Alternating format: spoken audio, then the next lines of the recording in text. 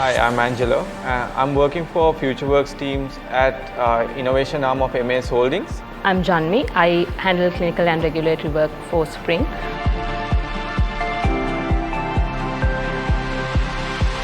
So we were in the process of identifying new adjacencies for MAS Holdings. One of the areas that we looked at was health and wellness. We were looking at providing a novel solution towards circulation enhancement into the market. And that is when we sort of evaluated what are the computer products out there and what are the associated drawbacks with those products. And based on that, we sort of identified what are the pain points and what are the consumer jobs needed to be done. And based on that, only we started developing SPRYNG.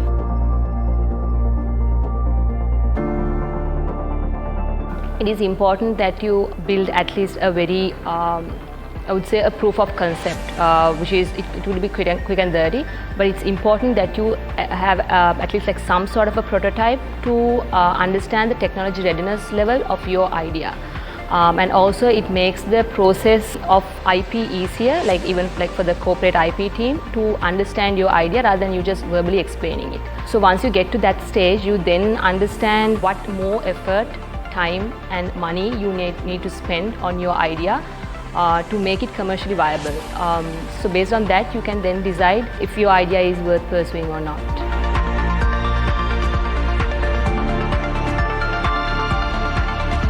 When it comes to IP, patent is not the only IP type you get to see in the industry. There's also trade secrets, trademarks and also copyrights. Then you got to go and do a little bit of desktop research to see whether that idea is already out there before you kind of going into the prototyping phase. That way you can actually save some time before you kind of further developing that idea to see whether that idea is out there before even going into the patentability search. But it's important that you have at least like some sort of a prototype to understand the technology readiness level of your idea.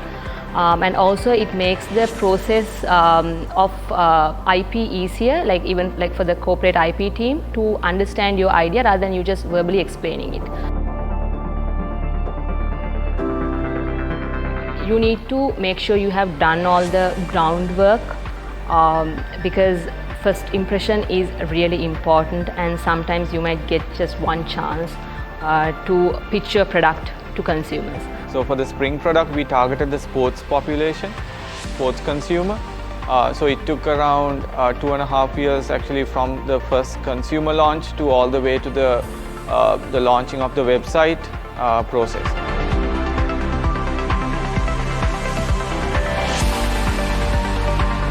There are consumer problems that you are solving that you identify during your scoping time. Those are the areas that you need to look at, because sometimes as tech entrepreneurs we look at developing a technology, but it's not all about developing a technology, it's like you are solving a real problem. So that's key.